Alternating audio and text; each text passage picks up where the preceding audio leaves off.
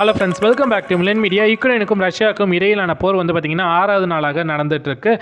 இன்றைக்கி வந்து பார்த்திங்கன்னா போரில் வந்து இந்திய மாணவர் ஒருத்தர் வந்து இறந்துருக்காரு. இந்த விஷயங்கள்லாம் வந்து இந்த வீடியோவில் பார்க்கலாம்.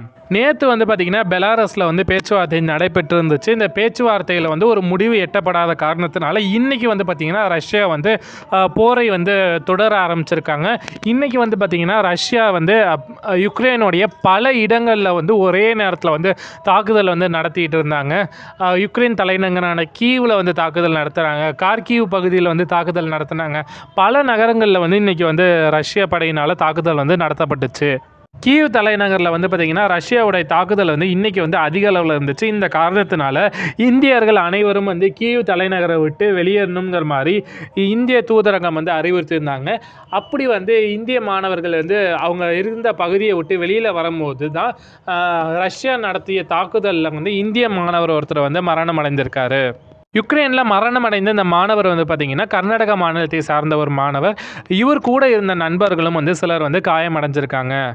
பொதுமக்கள் வந்து யுக்ரைனில் வந்து ரஷ்ய இராணுவத்துக்கு எதிராக வந்து செயல்பட ஆரம்பிச்சிருக்காங்க.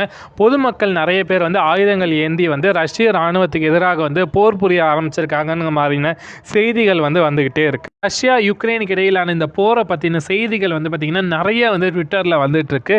இதில் நிறைய செய்திகள் வந்து பார்த்திங்கன்னா தவறான ஒரு செய்திகளாக இருக்குது. ரஷ்யாவில் வந்து பார்த்திங்கன்னா நிறைய ட்வீட் வந்து போடப்பட்டுருக்குங்கிற மாதிரி ட்விட்டர் நிறுவனம் வந்து சொல்லியிருக்காங்க. இதில் வந்து நிறைய உண்மை இல்லாத செய்திகள் வந்து பரப்பப்பட்டு இருக்குங்கிற மாதிரி சொல்லியிருக்காங்க. இந்த செய்திகள் எல்லாம் வந்து நீக்கிறதுக்கான நடவடிக்கைகளை வந்து எடுத்துட்டு இருக்கோங்க மாதிரி ட்விட்டர் தரப்பில் வந்து சொல்லியிருக்காங்க. அதே போல் இந்த செய்திகளுக்கு வந்து ட்விட்டர் நிறுவனம் வந்து பொறுப்பாகாதுங்கிற மாதிரியும் அறிவிச்சிருக்காங்க. ரஷ்யாவோட நெருங்கிய நண்பரான பெலாரஸ் நாட்டு வந்து பார்த்திங்கன்னா இந்த போரில் வந்து இறங்கிருச்சு. பெலாரஸ் இராணுவ படை வந்து யுக்ரைனில் நுழைந்து யுக்ரைனை வந்து தாக்குதல் நடத்திக்கிட்டு இருக்குங்கிற மாதிரி செய்திகள் வந்து ஆரம்பத்தில் வந்துச்சு. ஆனால் இதுக்கு வந்து பெலாரஸ் வந்து மறுப்பு தெரிவிச்சிருக்காங்க.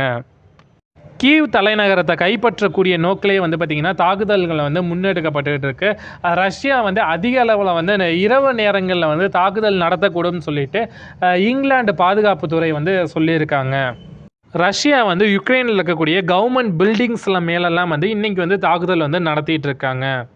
ஆப்ரேஷன் கங்காங்கிற ஒரு முயற்சி மூலியமாக யுக்ரைனில் மாட்டிட்டு இருக்கக்கூடிய இந்தியர்கள் மற்றும் இந்திய மாணவர்களை வந்து மீட்கிற முயற்சி வந்து போயிட்டுருக்கு. ஏர் இந்தியா, ஸ்பைஸ் ஜெட், இண்டிகோ விமானங்கள் மூலியமாக அங்கே மாட்டிகிட்டு இருக்கக்கூடிய இந்தியர்கள் மற்றும் இந்திய மாணவர்களை வந்து மீட்டு இந்தியா கொண்டு வந்துட்டுருக்காங்க. இந்த ஆப்ரேஷன் கங்கா இந்த திட்டத்தில் வந்து பார்த்திங்கன்னா இந்திய விமானப்படையோடைய விமானங்களும் வந்து கூடிய சீக்கிரம் சேருங்கிற மாதிரி அறிவிச்சிருக்காங்க. ஐரோப்பிய யூனியனுடைய தலைவர் வந்து பார்த்திங்கன்னா டைரெக்டாக வந்து இந்திய பிரதமர் திரு நரேந்திர மோடியை வந்து காண்டாக்ட் பண்ணி யுக்ரைனில் இறந்த இந்திய மாணவருக்காக வந்து வருத்தம் தெரிவிச்சிருக்காங்க. யுக்ரைனில் மாட்டிகிட்டு இருக்கக்கூடிய இந்திய மாணவர்கள் மற்றும் இந்தியர்களை மீட்கிற முயற்சியில் வந்து ஐரோப்பிய யூனியன் வந்து ஹெல்ப் பண்ணுங்கிற மாதிரி உறுதி அளிச்சிருக்காங்க. இன்றைக்கி வந்து பார்த்திங்கன்னா அமெரிக்க அதிபர் ஜோ பைடன் வந்து நேட்டோ அமைப்பில் இருக்கக்கூடிய நாடுகள் கூட வந்து ஒரு அவசர மீட்டிங் வந்து ஏற்பாடு பண்ணியிருக்காரு. இந்த மீட்டிங்கில் வந்து பார்த்திங்கன்னா யுக்ரைனுக்கும் ரஷ்யாவுக்கும் இடையிலான போகக்கூடிய இந்த பிரச்சனையை வந்து டிஸ்கஸ் பண்ணியிருக்காங்க. பிரேசில் அதிபர் வந்து என்ன சொல்லியிருக்காருன்னா யுக்ரைன் ரஷ்யாவுக்கு இடையில் நடக்கக்கூடிய இந்த போரில் வந்து நாங்கள் எந்த சைடும் வந்து இருக்க மாட்டோம், நடுநிலை வகிப்போம் வந்து சொல்லியிருக்காங்க.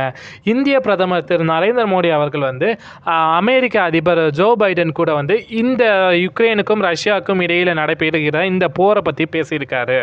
ரஷ்யா வந்து இந்த போரில் வந்து அணு ஆயுதங்களை பயன்படுத்தினா மிகப்பெரிய விளைவுகள் வந்து ஏற்படுங்கிற மாதிரி UN ஜெனரல் அசம்பிளியோட ஹெட் வந்து சொல்லியிருந்தார்.